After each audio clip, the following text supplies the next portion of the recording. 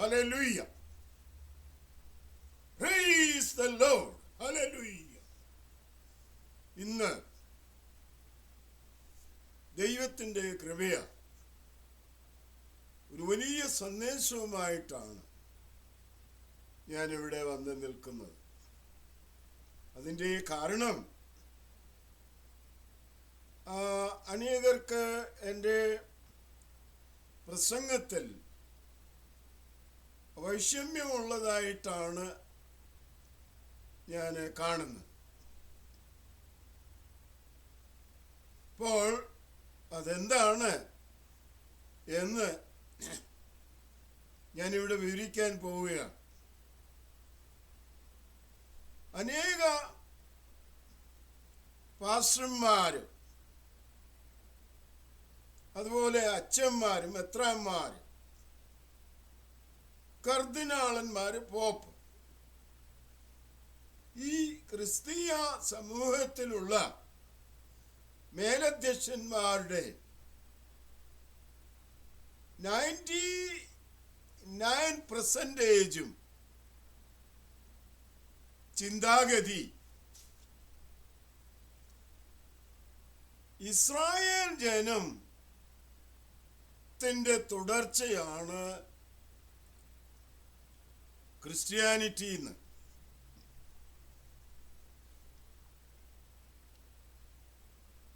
ഇസ്രായേലിന്റെ തുടർച്ചയാണ് ക്രിസ്ത്യാനികൾ. എനിക്കിവിടെ പറയാൻ ആഗ്രഹിക്കുന്നത് ഇസ്രായേലും ക്രിസ്ത്യാനികളുമായിട്ട് യാതൊരു ബന്ധവുമില്ല. അനേകര് ചോദിപ്പാൻ ഇടയായി തീർന്നു, ഇസ്രായേലും ചർച്ചുമായിട്ട് എന്നാ വ്യത്യാസം? പഴയ നിയമത്തിലും ചർച്ച ഉണ്ടായിരുന്നല്ലോ. അവർ മേഘങ്ങൾ കൂടെയും സമുദ്രത്തിൽ കൂടെയും കടന്നു വന്നു, അത് സ്നാനത്തിന് മുൻകുറിയാകുന്നു എന്ന് ഉണ്ടല്ലോ. അപ്പോൾ പഴയ നിയമത്തിൽ ഒരു ചർച്ച ഉണ്ടെന്നല്ലയോ അതിൻ്റെ അർത്ഥം?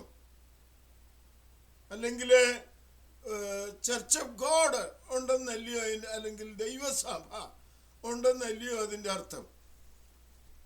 പഴയ നിയമത്തിൽ ദൈവസഭയില്ലായിരുന്നു. പഴയ നിയമത്തിൽ യേശു ക്രിസ്തു ഇല്ലായിരുന്നു. അല്ല, യേശു ക്രിസ്തുവിന് ദൈവം ഒരുക്കിയിട്ടുമില്ലായിരുന്നു. യേശു ക്രിസ്തു എന്ന് പറയുന്ന വ്യക്തി ദാവീദിന്റെ പുത്രനാണ്,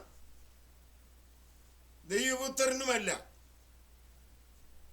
ഇതെന്താ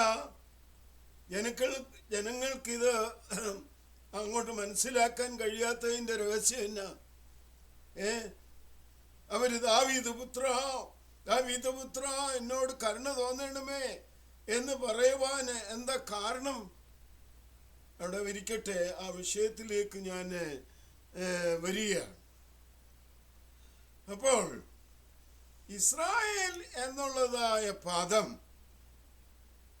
ദൈവത്താൽ വന്നു. ഞാൻ തുടരുന്നതിന് മുമ്പ് ഒരു വാക്ക് പ്രാർത്ഥിച്ചിട്ട് തുടങ്ങാനായിട്ട് ആഗ്രഹിക്കുകയാണ്. ഇവിടെ വാഴ്ത്തപ്പെട്ടവനായ ഞങ്ങളുടെ സ്വർഗീയ പിതാവേ, അടിയൻ ഇവിടെ നിൽക്കുന്നത് ഇസ്രായേലും ദൈവസഭയുമായിട്ടുള്ള വ്യത്യാസം എന്താണ് എന്ന് പ്രഘോഷിപ്പാനാണ് ഇവിടെ നിൽക്കുന്നത്. ആ ഉദ്യമത്തിൽ സർവശക്തനായ ദൈവമേ, നീ എനിക്ക് ബുദ്ധിയും ജ്ഞാനവും തരണമേ. അത് ശരിയായ രീതിയിൽ ഒരു പ്രസന്റേഷൻ ചെയ്യുവാൻ, അത് അനേകർക്ക് അനുഗ്രഹമായി തീരുവാൻ സ്വർഗം സഹായിച്ചാട്ട്. യേശുവിൻ്റെ വിലയേറിയ നാമത്തിൽ അപേക്ഷിക്കുന്ന പിതാവേ, കേൾക്കുമാറാകണമേ. ആമേൻ. ഇപ്പോൾ ഇസ്രായേൽ എന്നുള്ള പദം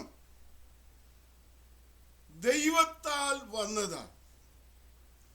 ആ ദൈവത്താൽ വന്നതായ ആ പദം ഭൂമിയുടെ മുഖത്തു നിന്ന് തുടച്ചു മാറ്റാനായിട്ട് മുഹമ്മദിയർ അല്ലെങ്കിൽ ഇസ്ലാമുകാർ, മുസ്ലിമുകൾ അഹോരാത്രം അവരുടെ കഴിവിനപ്പുറമായ രീതിയിൽ പരിശ്രമിച്ചുകൊണ്ട് ഇസ്രായേലിന് നേരെ യുദ്ധം ചെയ്ത് അവരെ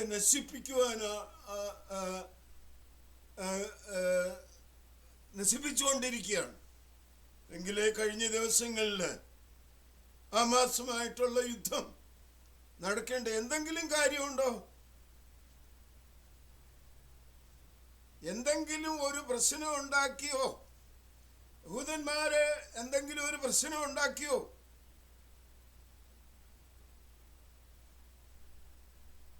ഞാന് യഹൂദന്മാരുടെ സൈഡ് പിടിച്ച് പ്രസംഗിച്ചു എന്ന് പറയരുത്.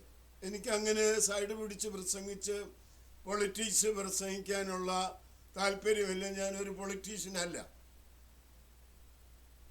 അതുകൊണ്ട്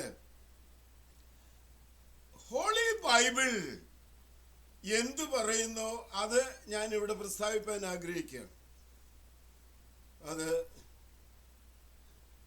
ആർക്കെങ്കിലും അതിന് പിന്നെ തർക്കുത്തരമോ അല്ലെങ്കിൽ ആർഗ്യുമെന്റോ അങ്ങനെ തടസ്സമോ എന്തെങ്കിലും പറയാനുണ്ടെങ്കിൽ നിങ്ങൾക്ക് സ്വാതന്ത്ര്യമുണ്ട്. ക്രിസ്ത്യാനികൾക്കോ കത്തോലിക്കർക്കോ മുസ്ലിങ്ങൾക്കോ ആർക്ക് വേണമെങ്കിലും, യഹൂദന്മാർക്കോ ആർക്ക് വേണമെങ്കിലും ചോദ്യം ചോദിക്കാം. ബിബ്ലിക്കലായിട്ടുള്ള ക്വസ്റ്റ്യൻ ആയിരിക്കണം. അത് ബൈബിളിൽ തന്നെ ഞാൻ അതിന് മറുപടി നിങ്ങൾക്ക് തരുന്നതായിരിക്കും. ദൈവത്തിന് നന്ദിയോടുകൂടി സ്തോത്രം. അപ്പോൾ ഇസ്രായേൽ എന്നുള്ളതായ പദം വരുന്നത്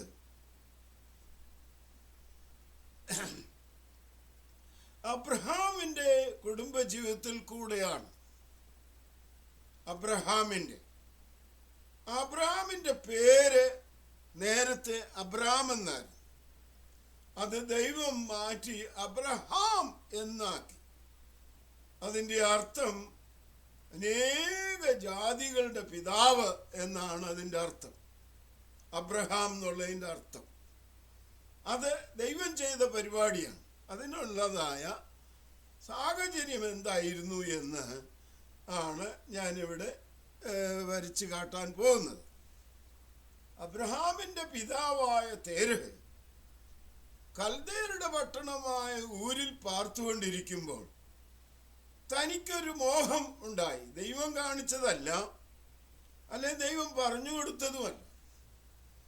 കനാൻ എന്ന് പറയുന്ന സ്ഥലത്ത് പോയി പാർക്കണം എന്ന ആഗ്രഹത്തോടുകൂടെ തേരഹിന്റെ മകനായ അബ്രഹാമിനെയും അബ്രഹാം തെരഞ്ഞെടുത്തതായ ഭാര്യയായ സാറായെയും തേരഹിന്റെ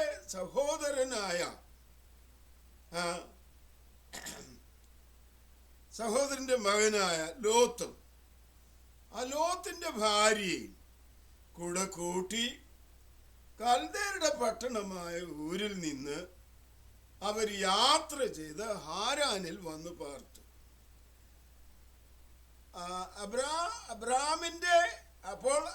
അബ്രഹാമിന്റെ പേര് അബ്രാം എന്നാണ്.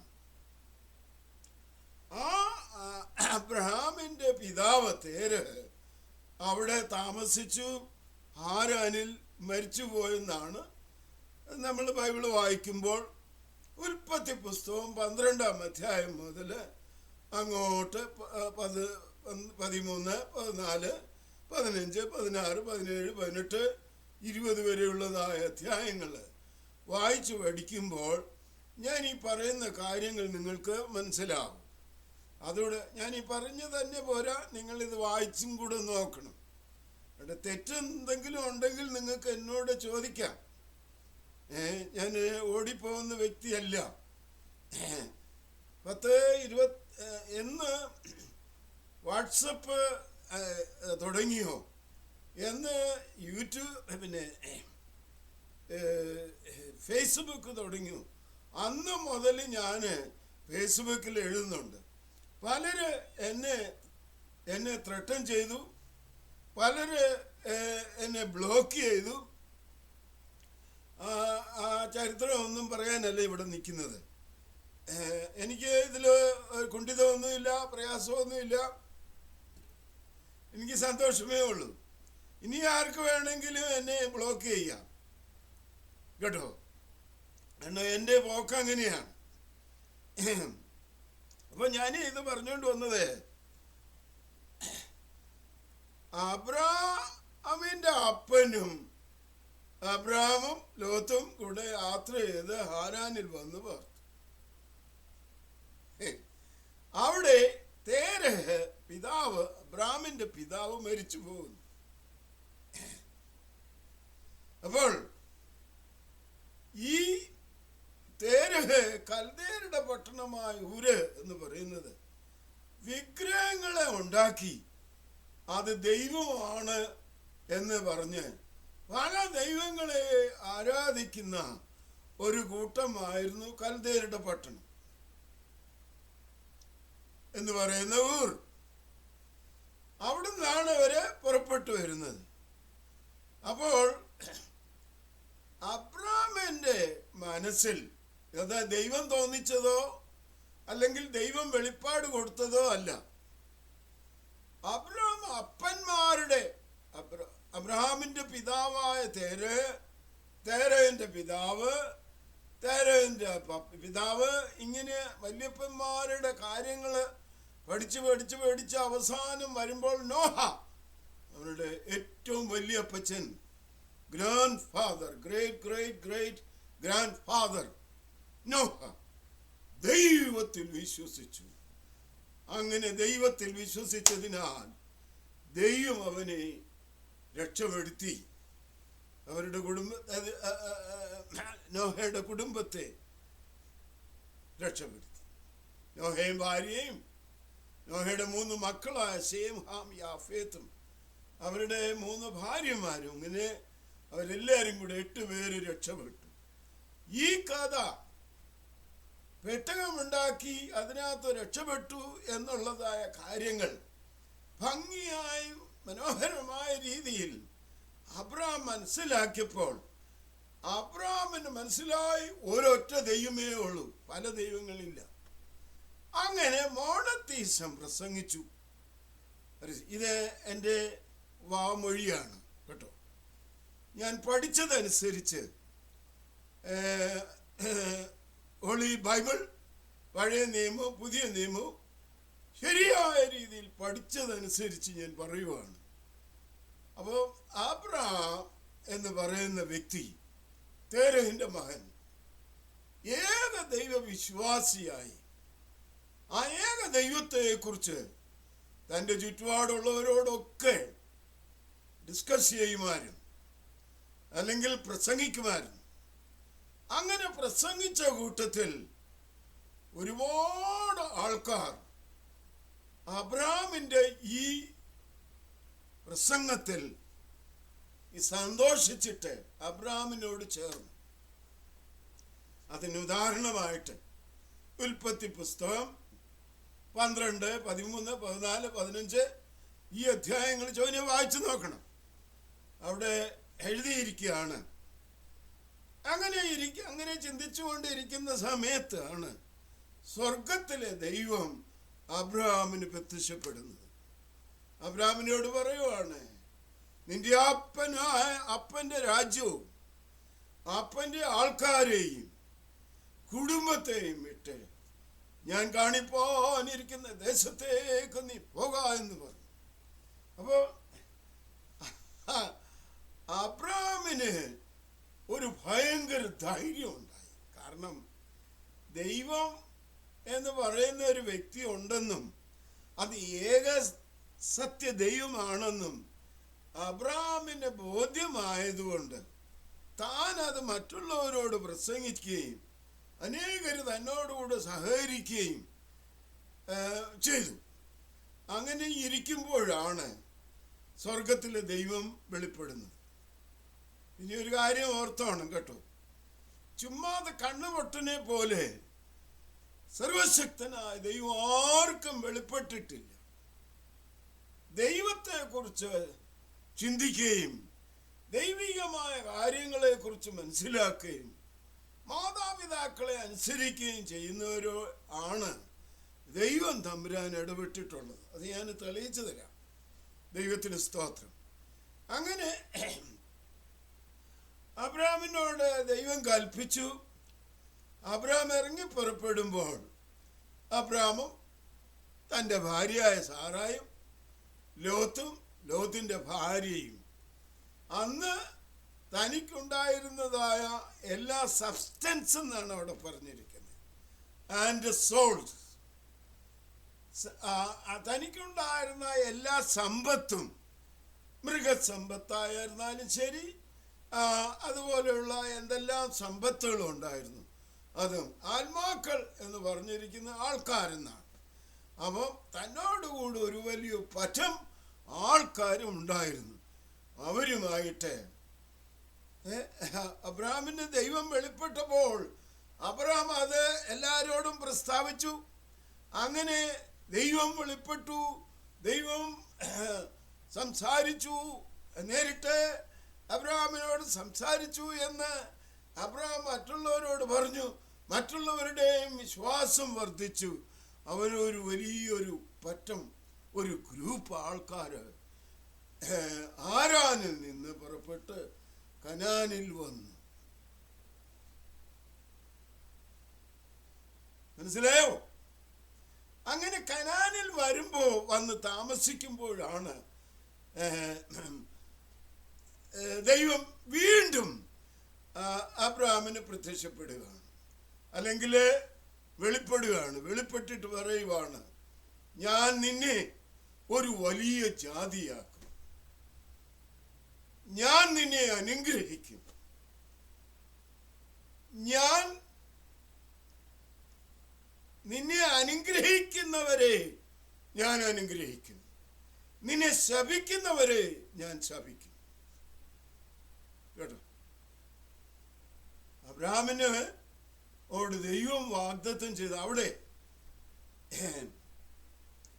അബ്രാം ഒരു ബലിപീഠം പണിതു, ദൈവത്തിന്റെ നാമത്തിൽ ആരാധന നടത്തി.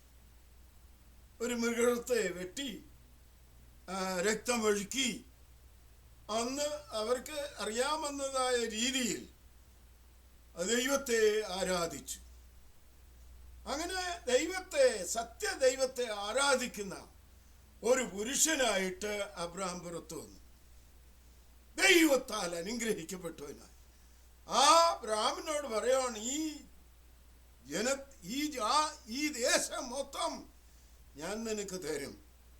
അത് ഈജിപ്ത് എന്ന മഹാനദി മുതൽ ഫ്രാത്ത് എന്ന നദി വരെ ഉള്ളതായ വലിയ ഭൂഖണ്ഡം ഞാൻ നിനക്ക് തരാൻ പോവുകയാണ്. ദൈവത്തിന് സ്തോത്രം.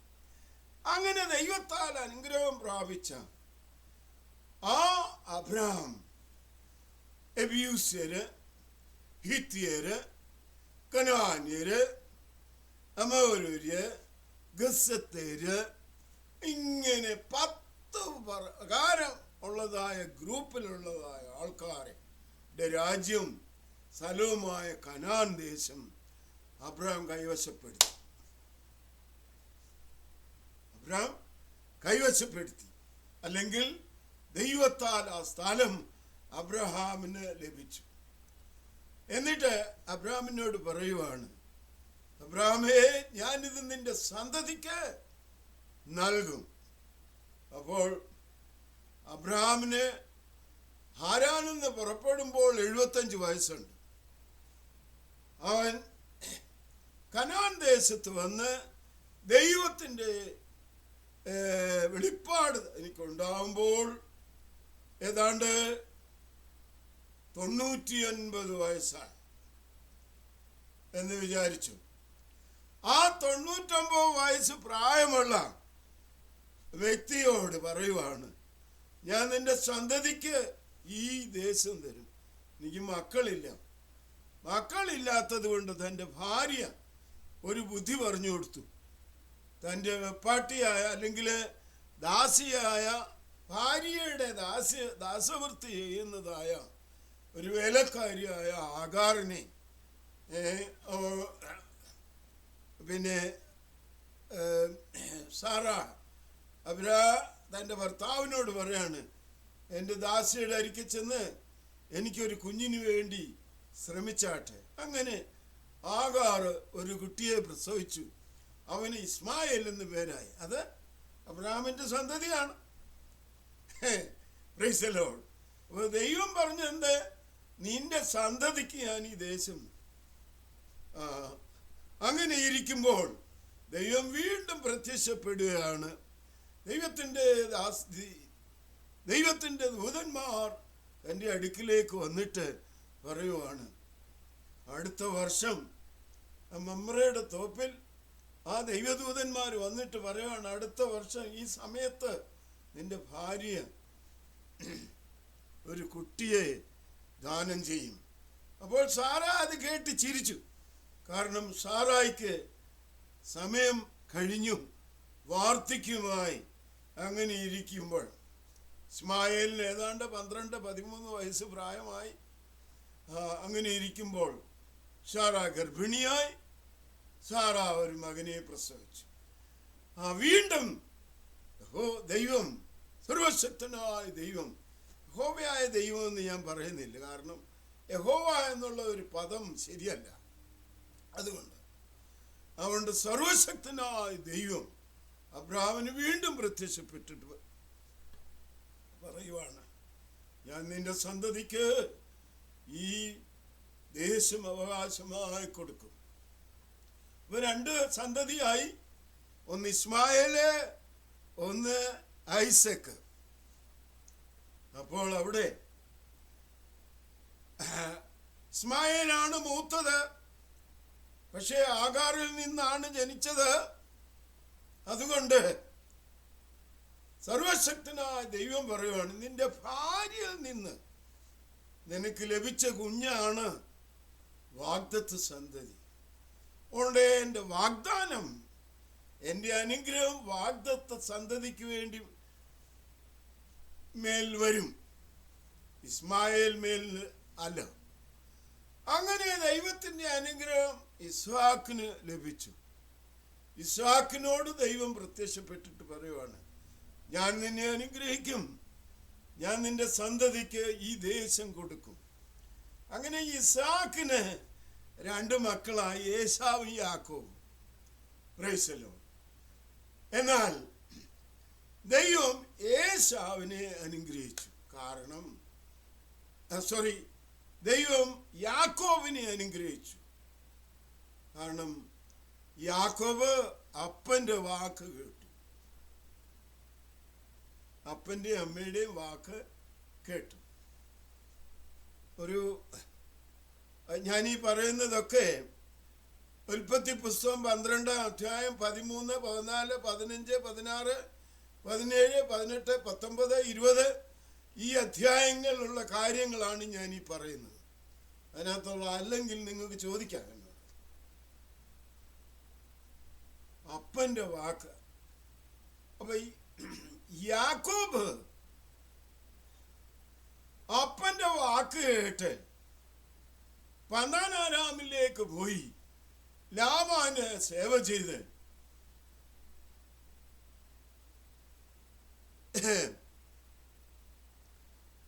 ഭാര്യമാരെ കൈക്കലാക്കി വലിയ ധനവാനായി, ശക്തനായി, ആൾശേഷിയുള്ളവനായി, ധനസമ്പത്തുള്ളവനായി, മൃഗസമ്പത്തുള്ളവനായി അവിടുന്ന് മടങ്ങി വരുവാണ്. അപ്പോൾ അങ്ങോട്ട് പോകുമ്പോൾ ബേഥേൽ എന്ന സ്ഥലത്ത് ചെന്ന് താൻ ഉറങ്ങുമ്പോൾ അവിടെ കാണുകയാണ് ഒരു വലിയ ഏണി, ലാഡർ. അവർ ദൈവത്തിൻ്റെ ദൂതന്മാർ കയറുകയും ഇറങ്ങുകയും ചെയ്യുന്നു. എന്നിട്ട് അതിൻ്റെ മുകളിൽ നിന്ന് ദൈവം തന്നോട് സംസാരിക്കുന്നു. അങ്ങനെ സ്വപ്നം കണ്ടുകൊണ്ടാണ് ലാബാന്റെ ഭവനത്തിലേക്ക് പോകുന്നത്. അവിടുന്ന് തിരികെ വരുമ്പോൾ യാക്കോബ് കടവിൽ വരും. അപ്പൻ്റെ വാക്ക് കേട്ടു പോയി, അപ്പനെ അനുസരിച്ചു. ഞാൻ പറയാൻ വരുന്നത്, ഭൂമിയിൽ ഏത് വ്യക്തിയായിരുന്നാലും, ഹിന്ദുവിന്റെ മകനായാലും ശരി, മുസ്ലിമിന്റെ മകനായിരുന്നാലും ശരി, ക്രിസ്ത്യാനിയുടെ മകനായിരുന്നാലും ശരി, ഏത് ജാതി വർഗക്കാരുടെ മക്കളായിരുന്നാലും ശരി, അപ്പനെ മാനിച്ച്, അപ്പനെ കീഴ്വഴങ്ങി, അപ്പനെ അനുസരിക്കുന്നവർ അവർ ഉയർന്നു വരും, അവർ അനുഗ്രഹിക്കപ്പെട്ടു വരും. അപ്പന് വിരോധമായി അപ്പൻ ഇനി എങ്ങനെ ആയിക്കോട്ടെ, അപ്പൻ വളരെ മോശമായിക്കോട്ടെ, വിദ്യാഭ്യാസം ഇല്ലാത്ത വ്യക്തി ആയിക്കോട്ടെ, ഒരു പക്ഷെങ്കിലും മോഷ്ടാവായിരിക്കും അപ്പൻ. അപ്പനെ ഫോളോ ചെയ്യുന്ന കാര്യമല്ല ഞാൻ പറയുന്നത്. അപ്പനെ ബഹുമാനിക്കുക, അപ്പനായിട്ട് ബഹുമാനിക്കുക. അങ്ങനെ നീ ബഹുമാനിച്ചാൽ നീ ഭൂമിയിൽ അനുഗ്രഹിക്കപ്പെട്ടവനായിരിക്കും. അതിന് യേശുവിനെ രക്ഷിതാവായി സ്വീകരിക്കണമെന്നൊന്നുമില്ല. ആർക്കെങ്കിലും എവിടെങ്കിലും ഞാൻ ഈ പറയുന്നതിന് വിരോധമായിട്ട് പറയാനുണ്ടെങ്കിൽ വാ, നമുക്കൊരു മല്ലയുദ്ധം ചെയ്തു തരാം കേട്ടോ. അപ്പോൾ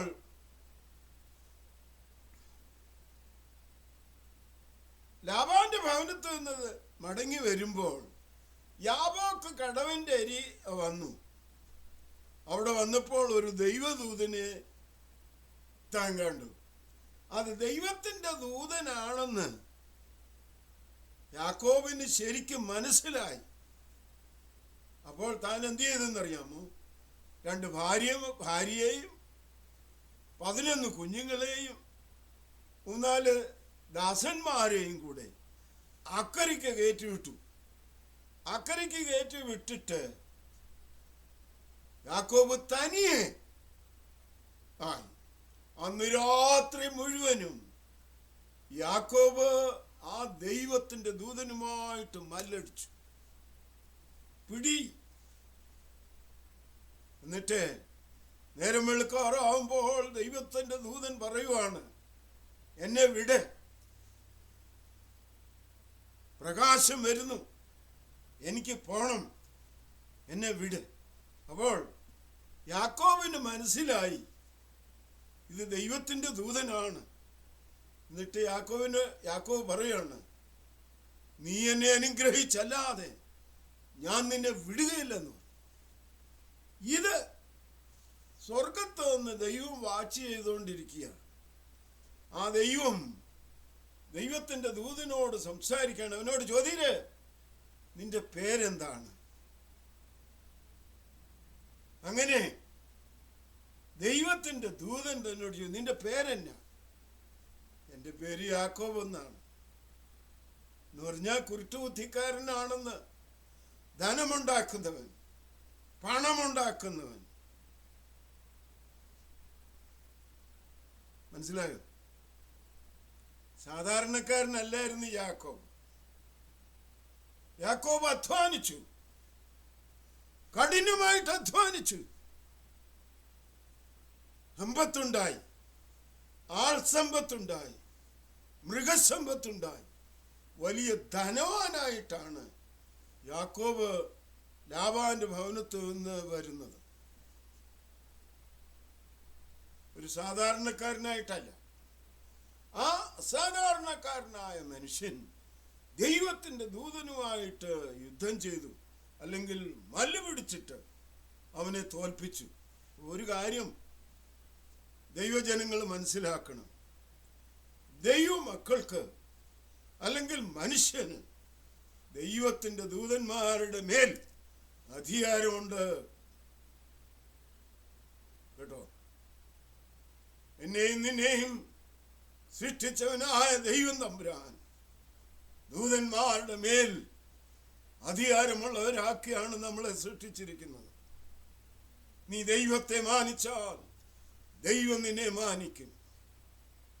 നീ അപ്പനെ അനുസരിച്ചാൽ നീ ഭൂമിയിൽ അനുഗ്രഹിക്കപ്പെട്ടവനായിരിക്കും. അപ്പനെയും അമ്മയും ബഹുമാനിച്ചാൽ നീ ഭൂമിയിൽ ഉയർന്നു വരും. ഹല്ലേലൂയ. ഇതാണ് ഇസ്രായേലിനെ കുറിച്ചുള്ളതായ ഒരു വിഷയം. അങ്ങനെ യാക്കോബ് ദൈവത്തിന്റെ ദൂതനുമായിട്ട് മല്ലടിച്ചു. അങ്ങനെ ദൂതനുമായി ജയിച്ചപ്പോൾ ദൈവം ഇട്ട പേരാണ് യാക്കോബേ, നിന്റെ പേര് ഇനി യാക്കോബ് എന്നല്ല, ഇസ്രായേൽ എന്നാകും. കേട്ടു? അപ്പൊ ഇസ്രായേൽ എന്നുള്ള പദം ദൈവത്താൽ വന്നിട്ടുള്ളതാണ്. അത് മനുഷ്യന് നശിപ്പിക്കുവാൻ കഴിയില്ല. ദൈവത്തിന് സ്തോത്രം. അപ്പോൾ അബ്രഹാമിന് ദൈവം അനുഗ്രഹിച്ചു, ഇസ്ഹാക്കിനെ ദൈവം അനുഗ്രഹിച്ചു. ഇസ്ഹാക്കിന്റെ 2 മക്കളായ ഏശാവും യാക്കോബും ഉള്ളതിൽ ദൈവം യാക്കോബിനെ അനുഗ്രഹിച്ചു.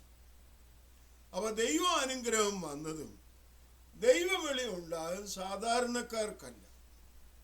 അബ്രഹാമിന് ദൈവം പ്രത്യക്ഷപ്പെടാൻ കാരണം ദൈവത്തെ കുറിച്ചുള്ളതായ ചിന്താഗതി, ഏകസത്യവനായ ദൈവത്തെ കുറിച്ചുള്ള ചിന്താഗതി തനിക്കുണ്ടായി. അതുകൊണ്ട് വാഗ്ദത്ത സന്തതിയായ ഇസ്ഹാക്കിനെ ദൈവം അനുഗ്രഹിച്ചു. ഇസ്ഹാക്കിന്റെ വാക്ക് കേട്ട മകനായ യാക്കോബിനെ ദൈവം അനുഗ്രഹിച്ചു. ഏശാവിനെ ദൈവം യാക്കോബിനെ അനുഗ്രഹിച്ചതുപോലെ അനുഗ്രഹിച്ചില്ല. കാരണം ഏശാവ്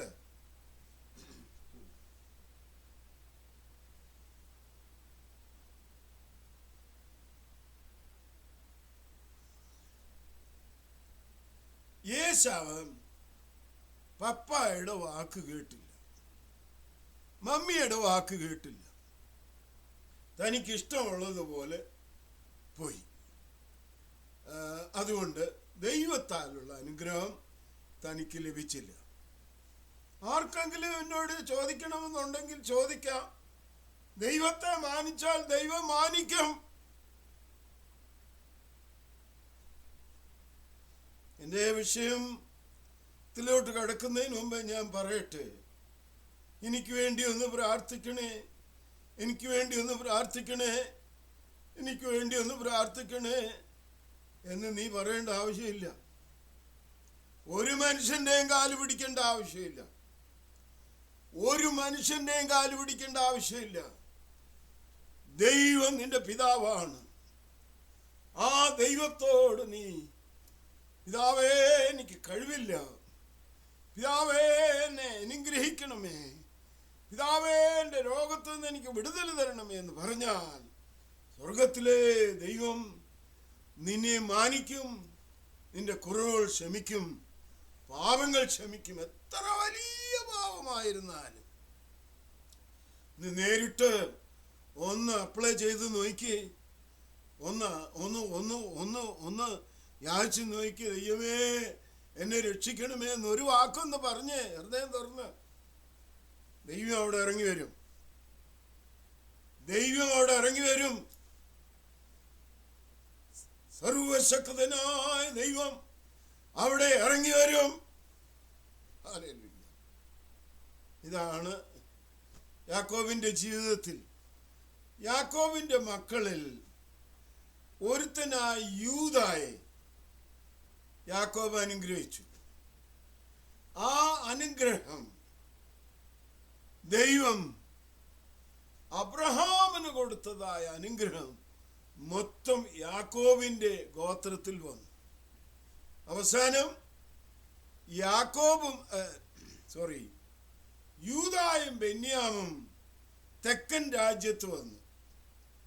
ഇസ്രായേൽ നോർത്തേൺ എന്നും സദേൺ എന്നും പറഞ്ഞ് 2ആയിട്ട് പിരിഞ്ഞു. അതിൽ സദേൺ രാജ്യത്തിൽ വന്നത് യൂദായും ബെഞ്ചമിനുമാണ്. ഈ ബെഞ്ചമിൻ യൂദാ ഗോത്രത്തിൽ മിങ്കിളായി. അപ്പോൾ അനുഗ്രഹം യൂദായുടെ മേൽ വന്നു. അതാണ് ജൂയിഷ് എന്ന പേര് വരാൻ കാരണം. എന്നാൽ അവരാരാണ്? അവർ ഇസ്രായേലിയരാണ്. മറ്റേ 10 ഗോത്രം നോർത്തേൺ കിങ്ഡത്തിൽ ആയി മറ്റുള്ള രാജ്യങ്ങളുമായിട്ട് മിശ്രിതമായി. അവരെവിടാണ് ആരാണ് എന്ന് പറയാൻ വളരെ ബുദ്ധിമുട്ടാണിപ്പോൾ. എന്നാൽ ഇസ്രായേൽ എന്നുള്ളതായ പദം അത് സ്ഥാപിച്ച് നിലനിർത്തിക്കൊണ്ട് ദൈവം യൂദായുടെ ഗോത്രത്തെ മുൻനിർത്തി. ഹല്ലേലൂയ. അങ്ങനെ ബെഞ്ചമിനും യൂദായും അനുഗ്രഹിക്കപ്പെട്ടു. ജൂയിഷ് എന്ന പേരോടുകൂടിയാണ് ഇപ്പോൾ അവര് അറിയപ്പെടുന്നത്. ഞാൻ ഈ എപ്പിസോഡ് നേരത്തെ ഒന്ന് ചെയ്തതാണ്. അത് ഞാൻ ഡിലീറ്റ് ചെയ്തിട്ട് വീണ്ടും ചെയ്യുക. കാരണം ഒരു വാക്ക് എനിക്ക് വിട്ടുപോയി. അതെന്താണെന്ന് അറിയാമോ? ദൈവം അബ്രഹാമിന് അനുഗ്രഹം കൊടുക്കുമ്പോൾ നിന്റെ സന്തതി മുഖാന്തരം ഭൂമിയിലുള്ള സകല ജാതികളും അനുഗ്രഹിക്കപ്പെടും. ഈ വാക്ക് പറയാൻ മറന്നുപോയി. അതിന് വീണ്ടും എപ്പിസോഡ് ചെയ്യുവാണ്. ദൈവത്തിന് സ്തോത്രം. ഇന്ന് യഹൂദന്മാരെ കൂടാതെ ഭൂമിയിൽ ഒരു മനുഷ്യന് ജീവിപ്പാൻ കഴിയത്തില്ല. ദൈവം അത്രയ്ക്ക് അനുഗ്രഹപ്പെടുത്തി. ഇവൻ അവരുടെ ശത്രുവായ മുഹമ്മദിയർക്ക് പോലും യഹൂദനെ കൂടാതെ ജീവിക്കാൻ ഒക്കത്തില്ല. യഹൂദനെ ഒരുത്തനും ഭൂമിയിൽ നിന്ന് തുടച്ചു മാറ്റാൻ ഒക്കത്തില്ല. ഞാൻ അവർക്ക് സൈഡാണ്. ആത്മീയമായ നിലയിൽ, ബിബ്ലിക്കലായ നിലയിൽ അവർക്ക് സൈഡാണ്. ഞാൻ പറഞ്ഞുകൊണ്ട് വരാൻ കാരണം, ദൈവം അബ്രഹാമിനെ അനുഗ്രഹിച്ചത് ഇസ്ഹാക്കിന് കൈമാറി. ഇസ്ഹാക്കിന് കൈമാറിയത് യാക്കോബിന് കൈമാറി. യാക്കോബിന് കൈമാറിയത് യൂദായ്ക്ക് കൈമാറി. യൂദായുടെ മേൽ വന്നതായ അനുഗ്രഹം ദൈവം യൂദായുടെ ഭവനത്തിൽ വന്നതായ ദാവീദ് രാജാവിന്റെ കുടുംബത്തിലേക്ക് ആ അനുഗ്രഹം അയച്ചു. ദാവീദ് മെനക്കേട് തെറ്റ് കാണിച്ചപ്പോൾ ദൈവം നാഥാനെ അയച്ചവിടെ. അപ്പോൾ ഒറ്റയടിക്ക് ദാവീദ് ജഡ്ജ്മെന്റ് പറഞ്ഞു. ആ മനുഷ്യൻ മരിക്കേണ്ടവനാണ്. അപ്പോൾ ദൈവം തമ്പുരാൻ നാഥാനിൽ കൂടെ പറയുവാണ്, ദാവീദേ, അത് നീയാണ് മരിക്കേണ്ടത്. ഊരിയാവിന്റെ ഭാര്യയെ നീ മോഷ്ടിച്ചു. എനിക്കിഷ്ടം പോലെ പെണ്ണുങ്ങൾ ഉണ്ടായിരുന്നല്ലോ. അതാണ് 100 ആടുള്ളവൻ ഓരോ ആടുള്ളവന്റെ ആടിനെ മോഷ്ടിച്ചു എന്ന് അവിടെ പറഞ്ഞിരിക്കുന്നത്. ഇത് കേട്ട വഴി കേൾക്കാത്ത വഴി ദാവീദ് രാജാവ് സമാഗമന കൂടാരത്തിന്റെ മുമ്പിൽ ചെന്നിട്ട് കവണ് വീണിട്ട് കണ്ണുനീരോട് നിലവിളിച്ചു, പിതാവേ, അല്ലെങ്കിൽ സർവശക്തനായ ദൈവമേ, എന്നോട് ക്ഷമിക്കണമേ. കേട്ടോ, ദാവീദിനെ പോലുള്ളതായ തെമ്മാടിത്തരം തെറ്റുകളൊന്നും നമ്മൾ ചെയ്തിട്ടില്ല.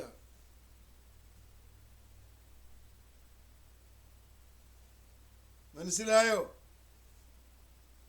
ക്രിസ്ത്യാനിയെ, പെന്തക്കോസുകാരിയെ,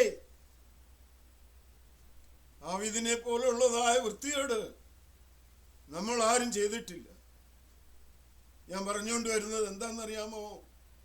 ദാവീദ് എന്ന് നിലവിളിച്ചപ്പോൾ ദാവീദിന് ദൈവം ക്ഷമിച്ചു.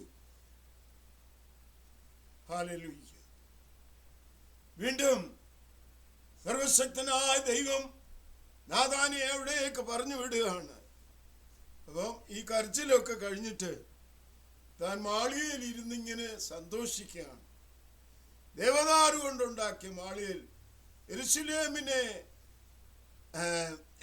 യെരൂശലേമിനെ തലസ്ഥാനമാക്കിക്കൊണ്ട് ഇസ്രായേലിനെ പണിതുയർത്ത് ഒരു വലിയ രാജ്യമാക്കി തീർത്ത് അതിൻ്റെ രാജാവായിട്ട് ദാവീദ് രാജാവ് അരമനയിൽ, ദേവദാരു കൊണ്ടുള്ളതായ അരമനയിൽ ഇരുന്നുകൊണ്ട് ഇങ്ങനെ ചിന്തിച്ചു. ദൈവം പറഞ്ഞിട്ടല്ല, ദൈവം വെളിപ്പാട് കൊടുത്തിട്ടല്ല, ഇങ്ങനെ ചിന്തിക്കുകയാണ്. ഞാന് ദേവദാരു കൊണ്ടുള്ളതായ സരള വൃക്ഷം കൊണ്ടുള്ളതായ വലിയ മന്ദിരത്തിൽ, മാളികയിൽ ഞാൻ ഇരിക്കുന്നു. എൻ്റെ ദൈവത്തിൻ്റെ പെട്ടകം സമാഗമന കൂടാരത്തിൽ വെളിമ്പ്രദേശത്തിരിക്കുന്നു.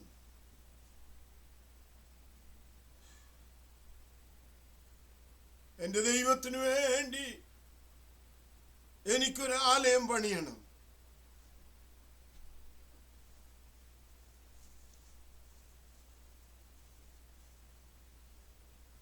ഈ ചിന്താഗതി ദാവീദിന്റെ ഹൃദയത്തിൽ കടന്നു വന്നു. ആ ചിന്താഗതി ദാവീദിന്റെ ഹൃദയത്തിൽ കടന്നു വന്നതുകൊണ്ട് നാഥാനെ വീണ്ടും ദാവീദ് രാജാവിന്റെ അടുക്കിലേക്ക് പറഞ്ഞു വിടുകയാണ്. എന്നിട്ട് പറയണ, ദാവീദേ, നീ ദൈവത്തിന് വേണ്ടി ഒരു ആലയം പണിയുമോ?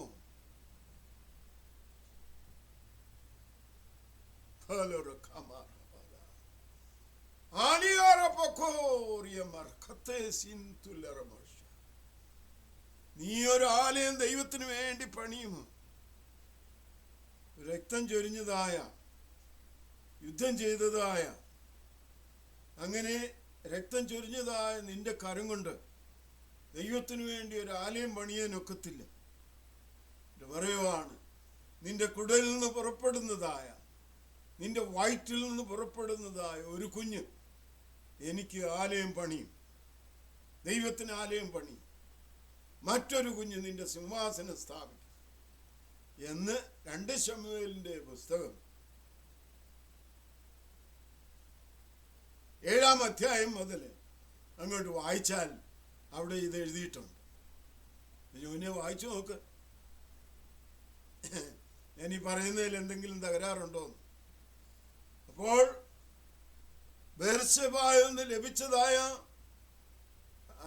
എന്നിട്ട് പറയുവാണ്, ദാവീദേ, നീ നിന്റെ പിതാക്കന്മാരെ പോലെ ഉറങ്ങും.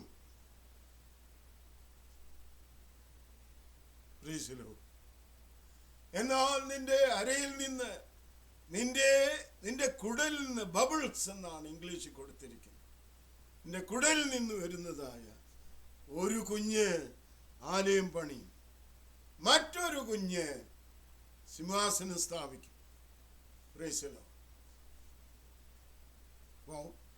ശ്രദ്ധിച്ചോണം, ബേർശെബയിൽ നിന്ന് ലഭിച്ചതായ രണ്ടാമത്തെ കുട്ടിയുടെ പേര് ശലോമോൻ എന്നാണ്.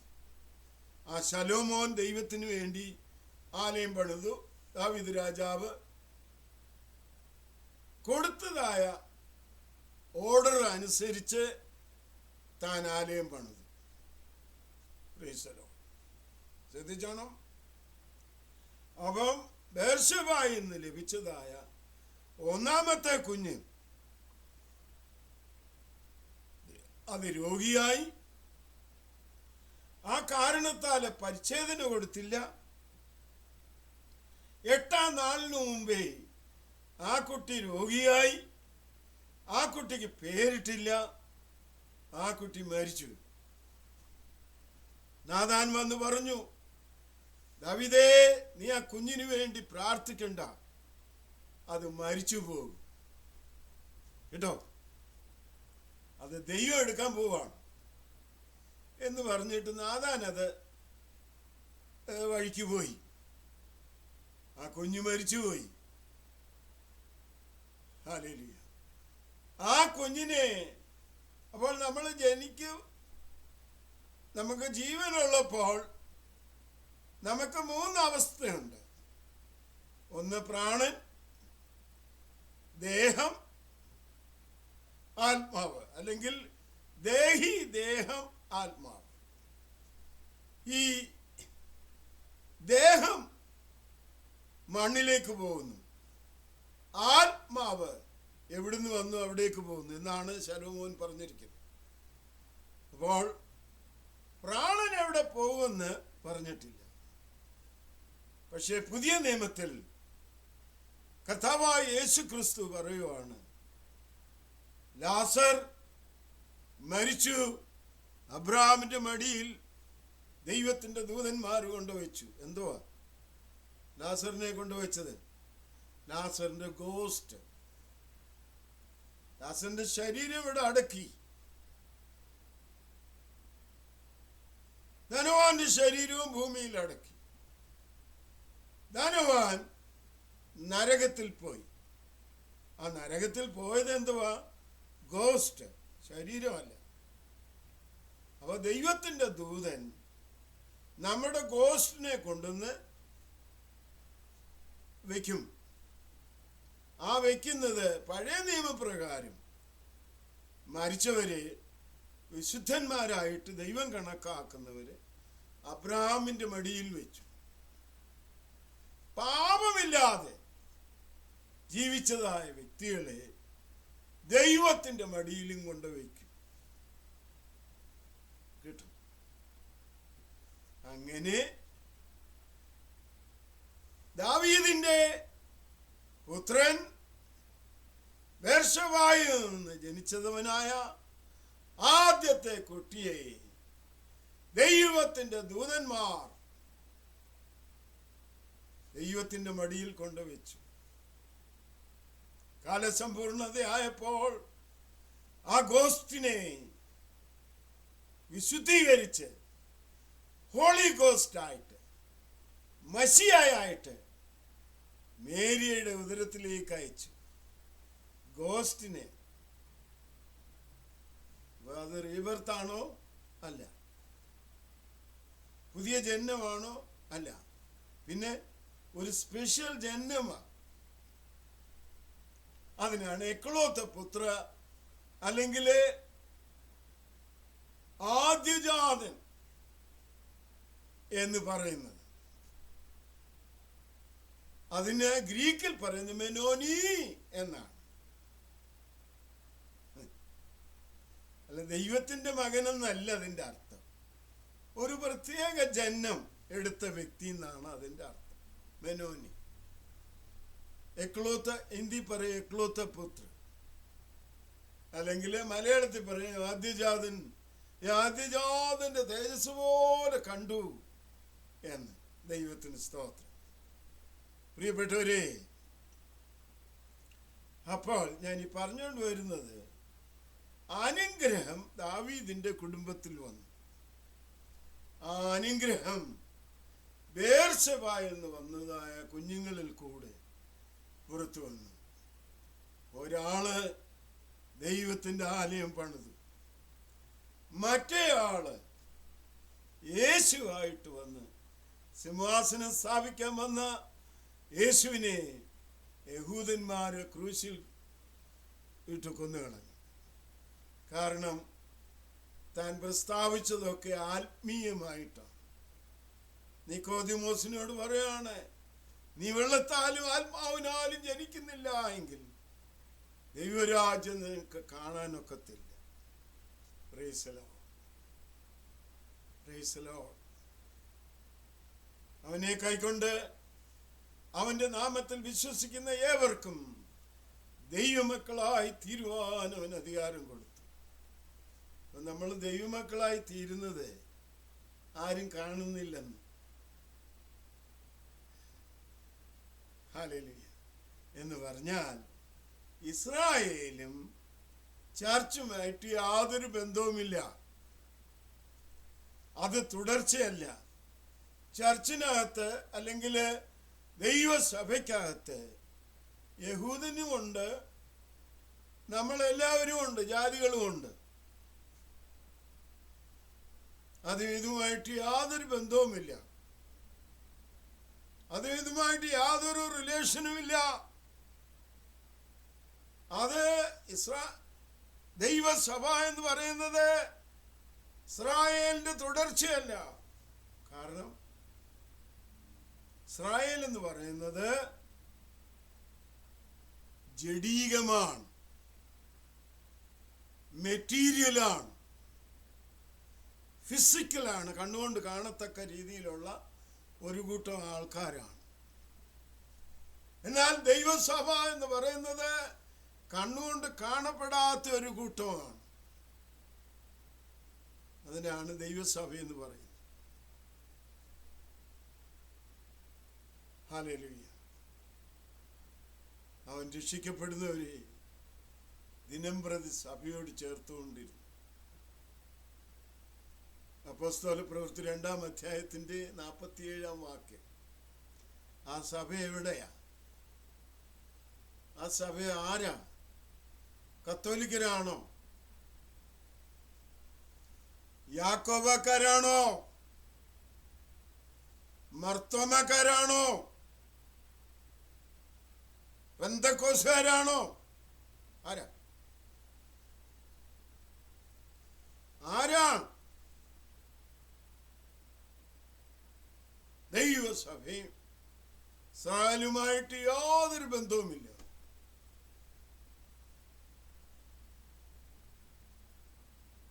എന്നാൽ ഇസ്രായേലിനെ ദൈവം അനുഗ്രഹിച്ചു.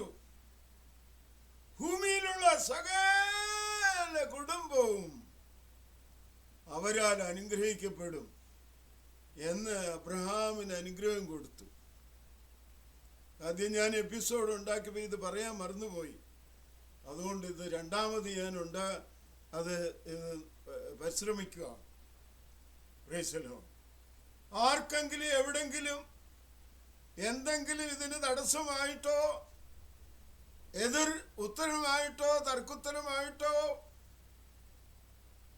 പറയാനുണ്ടെങ്കിൽ സ്വാതന്ത്ര്യമുണ്ട്. വിളിച്ച് ചോദിക്കാം. എൻ്റെ പേര് മത്തായി മണ്ണുച്ചേരിൽ നിന്നാണ്. എൻ്റെ ഫോൺ നമ്പർ 907-268-7419. എൻ്റെ ഇമെയിൽ mm.mannucheril2@gmail.com. ഞാനിവിടെ നിർത്താൻ പോവാണ്. അപ്പോൾ ഇസ്രായേൽ എന്ന് പറയുന്നതും ദൈവസഭ അല്ലെങ്കിൽ അസംബ്ലി ഓഫ് ഗോഡ് പറയുന്നതും രണ്ടും രണ്ടാണ്. യാതൊരു ബന്ധവുമില്ല. അത് ബന്ധിച്ചുകൊണ്ട് ആരെങ്കിലും പ്രസംഗിച്ചാൽ അവർ കള്ളന്മാരാണ്. പുതിയ നിയമം എടുത്ത് പഴയ നിയമത്തിൽ നിന്ന് പ്രസംഗിക്കരുത്. പഴയ നിയമം എടുത്ത് പുതിയ നിയമത്തിൽ നിന്ന് പ്രസംഗിക്കരുത്. ഇത് രണ്ടും രണ്ടാണ്. പഴയ നിയമം യഹൂദന്മാരുടെ പുസ്തകമാണ്.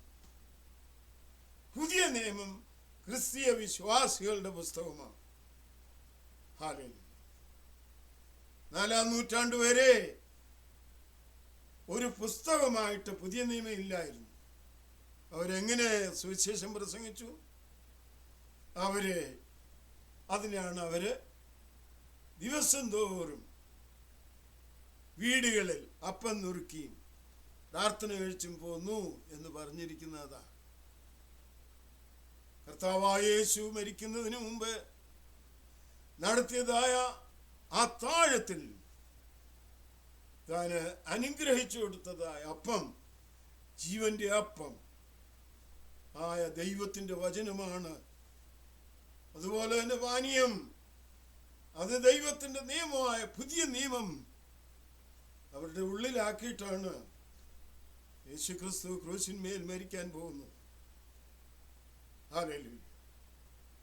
മരിച്ചു കഴിഞ്ഞ് ഉയർത്തെഴുന്നേറ്റ് വന്നിട്ട് അവരുടെ മേൽ ഊതുവാണ്, നിങ്ങൾ പരിശുദ്ധ റൂഹായെ പ്രാപിപ്പീൻ. ഹല്ലേലൂയ. പെന്തക്കോസ്ത് പെരുന്നാളിൽ പത്രോസ് എഴുന്നേറ്റ് നിന്ന് പ്രസംഗിക്കുകയാണ്. നിങ്ങൾ ക്രൂശിച്ചു കൊന്നവനായ നസ്രനായ യേശുവിനെ നസറനായ ദൈവത്തെ എന്നല്ല, നസറനായ ദൈവപുത്രൻ എന്നും അല്ല താൻ പറഞ്ഞത്. നസറനായ യേശുവിനെ ദൈവം കർത്താവും പ്രഭുവുമാക്കി വെച്ചിരിക്കുന്നു. ഹല്ലേലൂയ. ഇത് പ്രസംഗിച്ചപ്പോൾ കേട്ടവരുടെ ഹൃദയം കുത്തുകൊണ്ടു.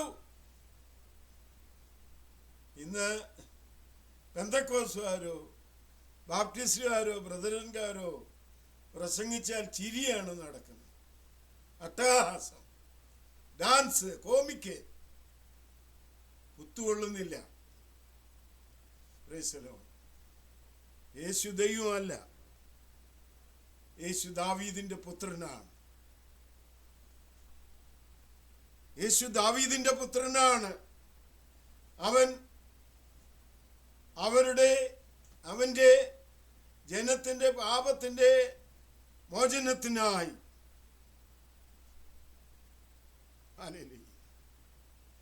രക്ഷയ്ക്കായി, വിടുതലിനായി വരുന്നവനാണ്. അവന് യേശു എന്ന് പേരിടണം. ദൈവത്തിന്റെ രക്ഷ.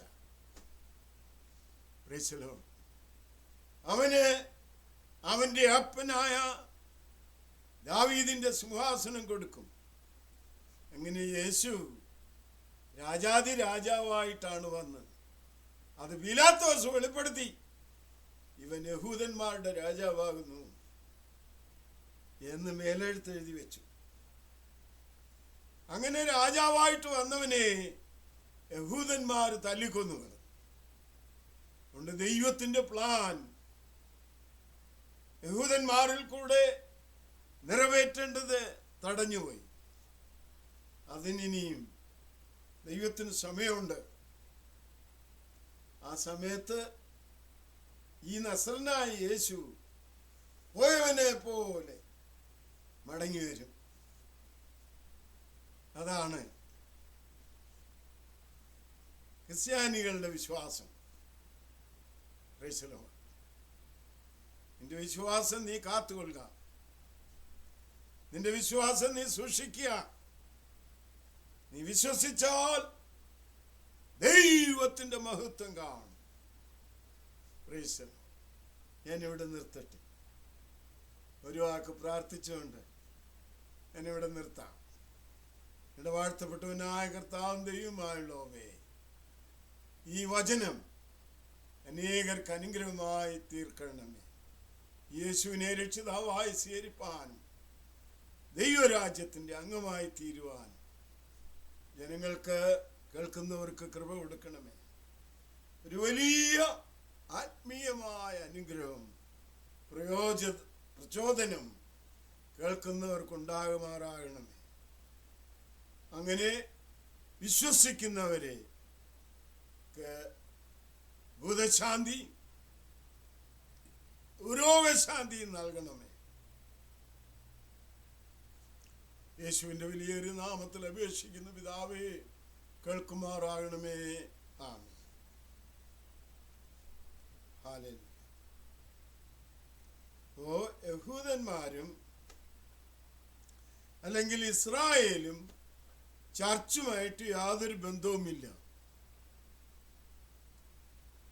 നിനക്ക് ബന്ധിപ്പാനും സാധ്യമല്ല. അതുപോലെ തന്നെ ദൈവസഭയ്ക്കകത്ത് ട്രിനിറ്റി എന്ന് പറയുന്ന ഒരു തത്വമില്ല. യേശുനാമം എന്ന് പറയുന്ന ഒരു തത്വമില്ല. ഇത് രണ്ടും കള്ളന്മാരുടെ തത്വങ്ങളാണ്, അല്ലെങ്കിൽ പാഗനിസമാണ്. അത് ബാബേൽ ടവറിൽ നിന്ന് വന്നിട്ടുള്ളതാണ്. അതുകൊണ്ട് അങ്ങനെയുള്ളതായ ദുരുപദേശത്തു നിന്ന് രക്ഷപ്പെടുക. പഴയ നിയമം ക്രിസ്ത്യാനിയുടെ പുസ്തകമല്ല, യഹൂദന്മാരുടെ പുസ്തകമാണ്. അത് ഉരുവിട്ടുണ്ട്. പുതിയ നിയമത്തിൽ നിന്ന് അനുഗ്രഹം പ്രാപിക്കാമെന്ന് വിചാരിക്കരുത്, അത് ശാപമായിട്ട് മാറും. എന്തുകൊണ്ടെന്നാൽ സർവശക്തനായ ദൈവം പഴയ നിയമം ക്രിസ്തുവിന്റെ ക്രൂശ് മരണത്തോടുകൂടെ നീക്കിക്കളഞ്ഞു. അതാണ് എബ്രയർക്ക് എഴുതിയ ലേഖനത്തിൽ പറഞ്ഞിരിക്കുന്നത്. 8-ാം അധ്യായം പോയി വായിച്ചു പഠിച്ചു നോക്കാം. ദൈവമായ കർത്താവ് നമ്മെ ഓരോരുത്തരെയും അനുഗ്രഹിക്കുമാറാകട്ടെ. ആമീൻ.